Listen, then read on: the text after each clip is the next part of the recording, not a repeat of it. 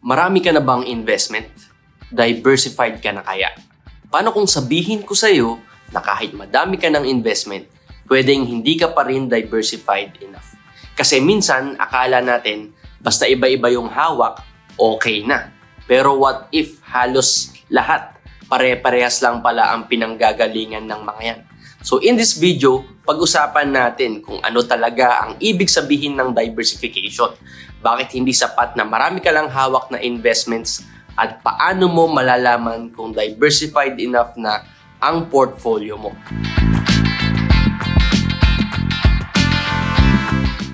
Hello mga ka-RFF, this is Morgan De Guzman from Ramper Financials. Welcome back to our channel. In this video, pag-uusapan natin kung paano mo malalaman kung tama ba ang pagkaka-diversify ng investment portfolio mo. But before anything else, tayo bang mga Pilipino, kapag sinabi nating investments, ano ba agad yung unang naiisip natin? Diba usually mga common answers dyan, yung savings account, time deposits, Pag-ibig MP2, stocks, crypto, investment funds, or traditional real estate property. At minsan kapag marami na tayong hawak, may time deposit ka na, may MP2 account ka na, konting stocks, tapos may crypto ka pa, diba? We start to feel confident and we say na, ay, diversified na pala ako. Pero ang tanong, diversified ka na nga ba talaga? Because having many investments doesn't always mean you're properly diversified. And that's exactly what we'll talk about today. How to really know if your portfolio is diversified enough to protect you and help grow your wealth over time. So ano ba talaga ang ibig sabihin ng diversification? Simply put, diversification means spreading your investments. Palagi nating sinasabi, don't put all your eggs in one basket para hindi ka nakadepende sa isang source of return o isang uri ng investment. In terms of risk management, kung may malugi man sa isang mong hawak, may iba ka pa namang investment na pwedeng bumawi at kumita para sa'yo. Ang goal nito ay hindi lamang kumita ng malaki, kundi mas sigurong napoprotektahan din ang pinaghirapan mong pera. Kasi remember, sa investing, it's not always about how much you can gain ang importante, kundi how much you can also protect. Marami kasi sa atin ang iniisip, basta marami akong investment, diversified na ako. Pero ang totoo, kung lahat ng investment mo ay pare-parehas lang, halimbawa puro Philippine stocks lang yan, o lahat nakafocus sa isang sector, hindi pa rin yan totoong diversified eh. Ang totoong diversification, pinag-iisipan. You combine different kinds of asset na may iba't ibang roles sa portfolio mo. Merong for growth, merong for stability, at merong for income. Ganyan po ang pagbabalanse ng risk and reward. And that brings us to the next part, the 4 levels of diversification, kung saan mas matututunan natin kung paano bumuo ng truly balanced na portfolio. Now that we understand what diversification really means, pag-usapan naman natin yung 4 levels of diversification. Dahil hindi lang ito basta-basta ibang investment. Diversification actually happens on different layers. Level 1, asset class diversification. Level 2, sector or industry diversification. Level 3, geographic diversification. And level 4, duration or time horizon diversification. Isa-isahin natin yan para mas malinaw. Yung level 1, asset class diversification. Dito pumapasok yung pag-mix ng iba't ibang klase ng investment. Halimbawa, may portion ka sa equities, ayan yung stocks or equity funds para sa growth, may bonds or fixed income fund for stability, at meron ka namang mga cash or money market funds for liquidity. Ibig sabihin, kung bumagsak man ang stock market, may mga investments ka na hindi gaanong naapektuhan.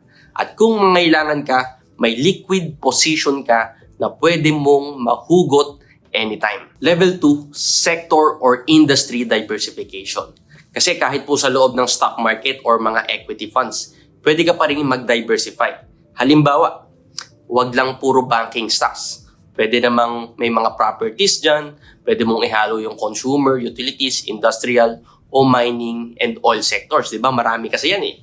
Kung may issue ang isang industriya, hindi buong portfolio mo ang tatamaan. At kung may mag-drive man na industriya, may position ka pa rin. Kaya hindi ka maiiwanan.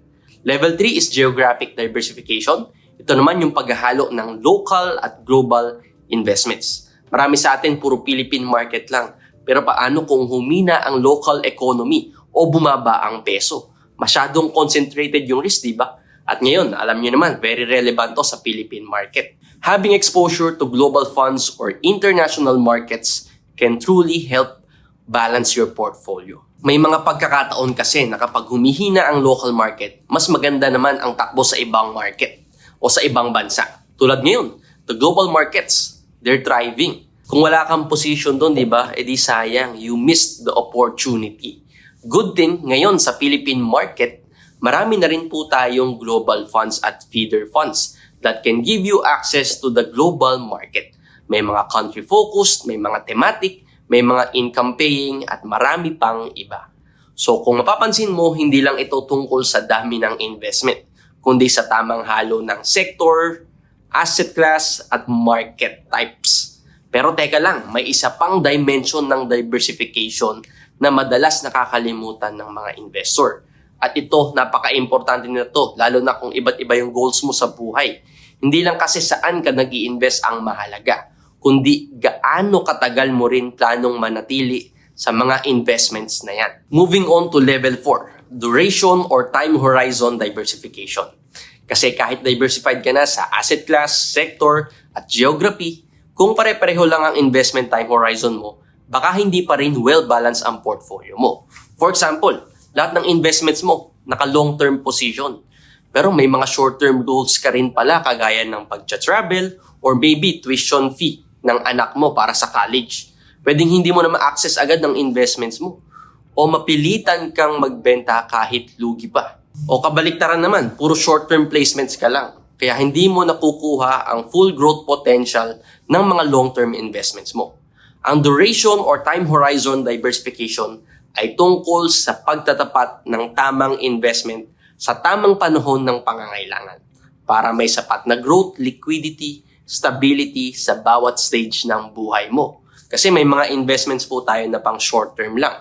Andyan yung cash, money market funds, short-term bonds para sa mga emergencies, upcoming expenses o mga short-term goals mo. May medium-term tayo, yung bonds o balance fund, itong maganda dito. Ito ay para sa mga 3 to 5 years na goals.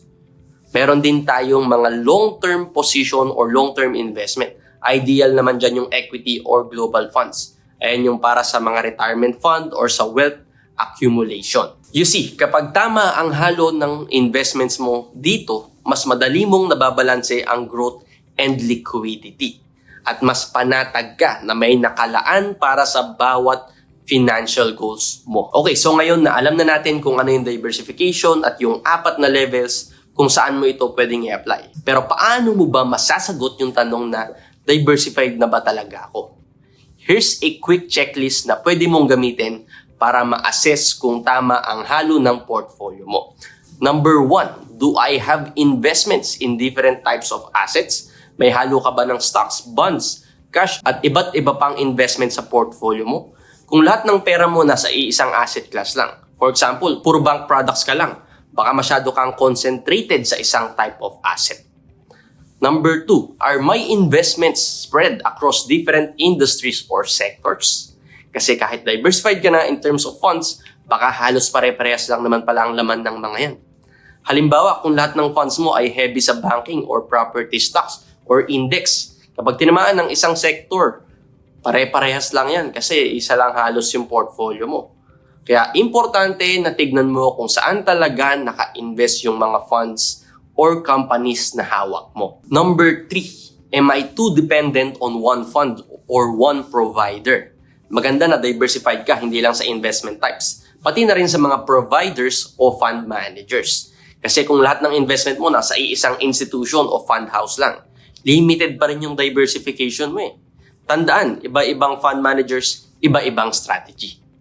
Number 4, do my investments move differently from each other when markets change? Subukan mong obserbahan kapag bumagsak ang local stocks. Ano naman ang nangyayari sa global stocks mo? Ideally, hindi yan sabay gumalaw eh. Magkaiba yan eh. Yan ang essence ng diversification. May mga investment na kumikilos kabaliktaran o independently sa isa't isa.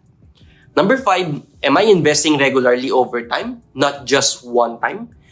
Kasi diversification doesn't just happen in what you invest in. It also happens through time. By investing regularly, monthly or quarterly, na-spread mo rin ang risk ng market timing. Kasi ganun talaga ang nature ng market, lalo na ng stocks. Volatile talaga yan at may cycles talaga. Hindi mo kailangang hulaan kung kailan ang perfect time pumasok kasi over time, nakakabili ka at different market price at nag-a-average out ang cost ng investments mo. So kung okay ka sa mga checklist na yan, good job! You're probably on the right track. Pero kung may ilan ka dyang parang hindi pa, don't worry. That just means it's time to review and rebalance your portfolio. And yan mismo ang pag-uusapan natin sa next part. So ngayon, kung napapansin mo na may areas pa na kulang, may mga areas na overweight or underweight sa portfolio mo, huwag kang mag-alala, normal naman na nangyayari yan. Ang importante lang, dapat marunong ka at dapat mag-rebalance ka. Pero ano bang ibig sabihin ng rebalancing? Simply put, ito yung pagsasaayos ng halo ng investments mo para bumalik siya sa tamang balance based on your goals, risk profile, and market changes. Kasi habang tumatagal, nag-iiba ang value ng mga investment mo. For example, yung dating 60% position mo sa equities at 40% sa bonds, pwedeng naging 75-25 na yan ngayon kasi tumaas yung stock market. Kapag hindi mo ito minomonitor, baka hindi mo na namamalayan, mas risky na pala yung portfolio mo kaysa nung una. Kaya ito ang ilang practical steps para ma-rebalance mo ng maayos ang portfolio mo. Step 1, review your current portfolio. Gumamit ka ng mga tools o spreadsheets para makita kung saan napupunta ang investment mo. Sigurado naman kung may significant investment portfolio ka, for sure meron kang records na spreadsheet or mga investment tracker app. So tignan mo lang kung may overlap, halimbawa dalawang funds na parehong heavy sa financials o property, baka magandang i-reposition yung isa. Kung ganoon, baka kailangan mong bawasan o baka kailangan mong mag-balance sa exposure mo. Pangalawa, reallocate if needed. Kung masyado namang mataas ang exposure mo sa stocks, pwede kang maglipat ng konti sa bonds, balance funds, or income-paying funds. Pwede mo ring i-check kung ano ba ang bago at patok sa market para you can also identify new opportunities. Ang goal po dito ay hindi lang basta magpalipat-lipat, kundi ibalik sa tamang mix na akma sa goals at risk tolerance mo. Step 3, review regularly. Diversification is not a one-time setup.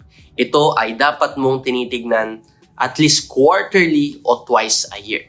Tandaan, habang gumagalaw ang market, gumagalaw din po ang balance ng portfolio mo. Kaya make it a habit to check your allocations from time to time.